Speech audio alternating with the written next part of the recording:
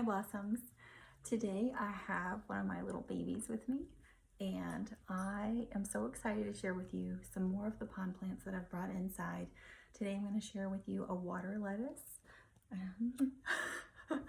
and I'm going to put her down to the side because these have been previously in my koi pond, and so I brought them inside because it is getting cold outside in Virginia, and this is a water lettuce. I'm just going to show you that. Isn't that beautiful? Oh my gosh. So this is edible to fish. I do have my koi pond, so sometimes they will eat this plant, just the top of it. They won't really eat the roots.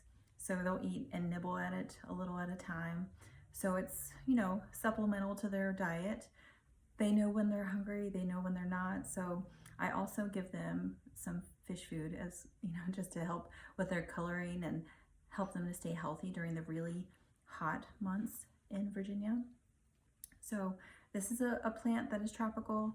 It goes into the pond. It actually chains together a lot like my previous plant I shared with you. And it is something that even frogs will land on and kind of hop across. So they're in less danger of being eaten by my fish. So I know, the circle of life.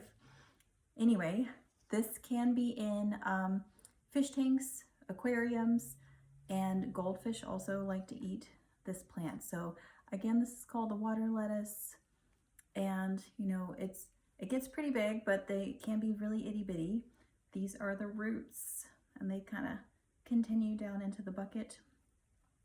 I've got another one here I can show you, and the yellowing is just because I grabbed them on a day that it was starting to get colder, so some of the yellowing is due to that.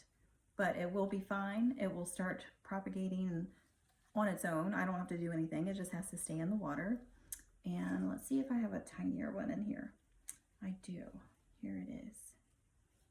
So they can be itty bitty like that. And they still have their little root system. Isn't that so cute? Yeah, so, you know, I'm not sure if you're into water plants. I'm not sure if you're into fish, but you can have water plants on their own. You don't actually have to have fish. The water lettuce is very beautiful. Like I said, they can get really big, but there can be very tiny ones throughout your water, whatever you're using. It can be really cool in like a clear glass container, so you can just see the root system. So play around with things, see what you like, see what you don't like. If you have fish, cool. If you don't, cool. And happy hunting.